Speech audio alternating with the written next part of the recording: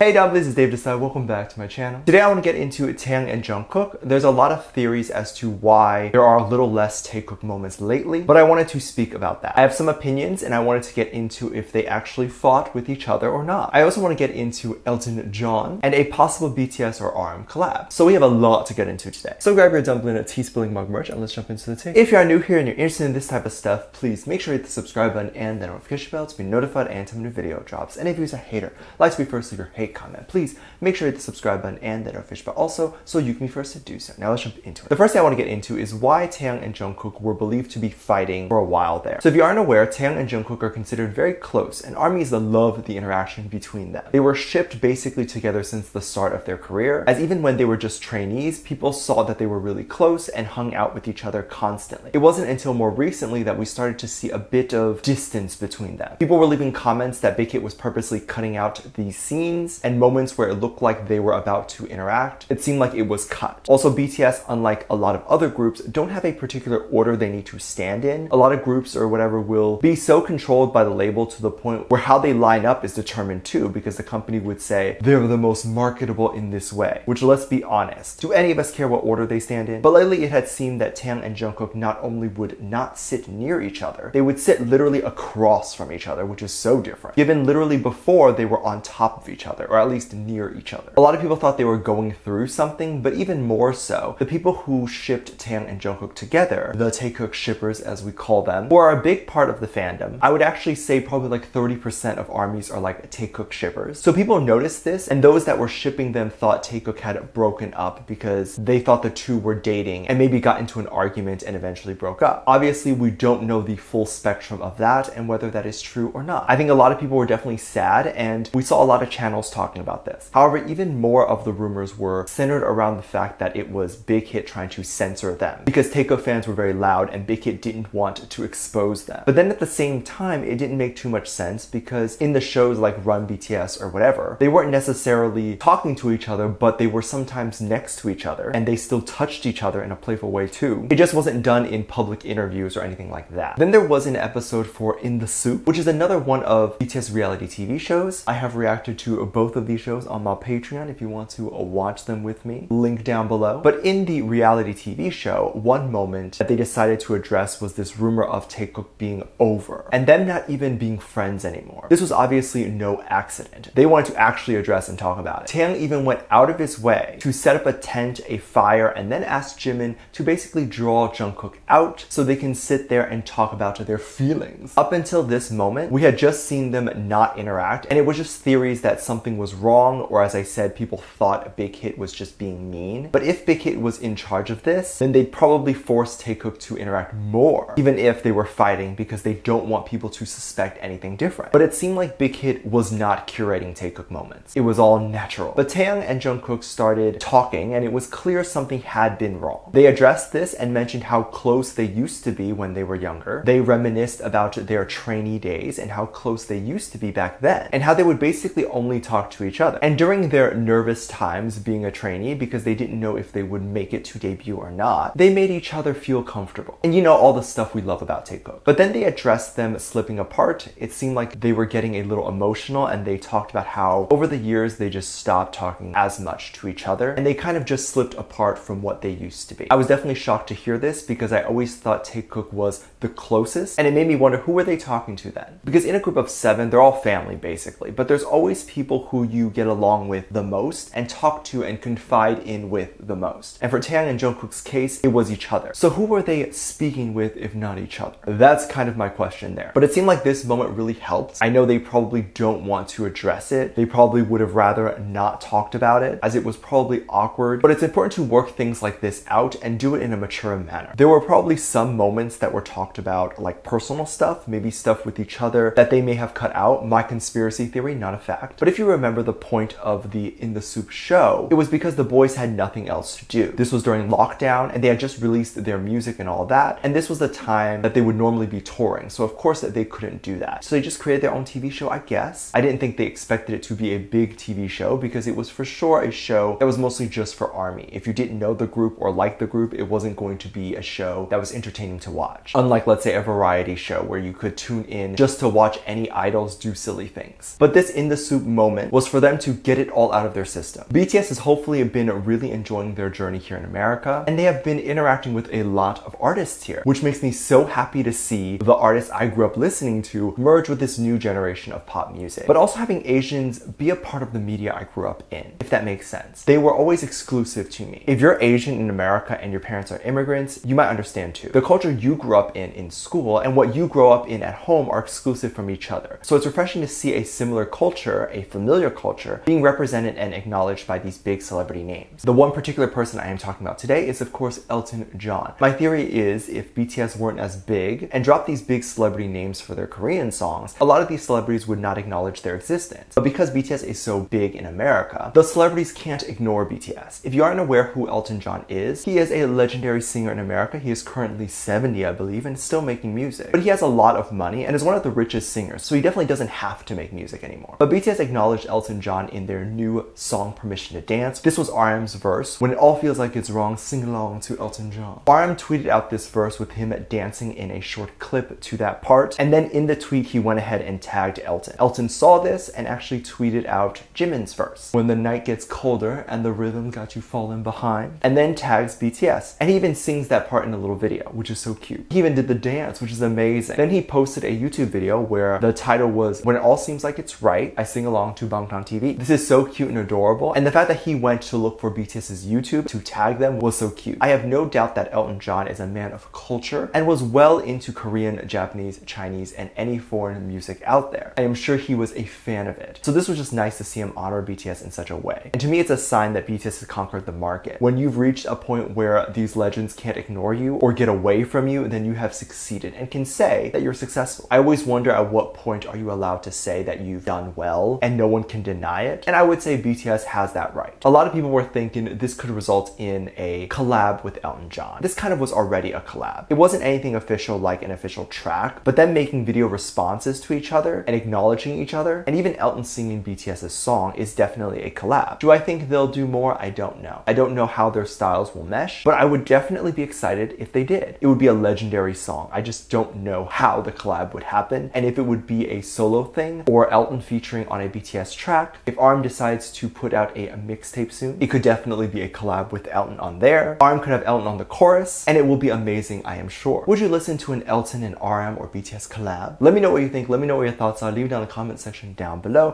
Give this video a thumbs up, subscribe if you haven't already, and I'm featuring this comment right here. Thank you so much for your content. And as always, I do have a Patreon if you want to go over there and check that out. I have a lot of videos over there that I can't really post on here. This is due to copyright or getting taken down, so to keep it over there on my Patreon. You can get videos over there like music video reactions, performance reactions, ship reactions. You can also recommend things you would like to see over there. Currently, we have over 400 videos that are already up on there the moment you sign up. We also have a great time interacting with each other over there as well. So if you'd like to check out any of that, link is in the top of the description down below. With that said, there is a video over there that kind of goes over how you can support this channel even more if you would like to do that. That video is on the front page and it's free to watch. With that said, there's two videos that will appear up on screen at the end of this video, so click on one of those and I'll see you over there. Bye.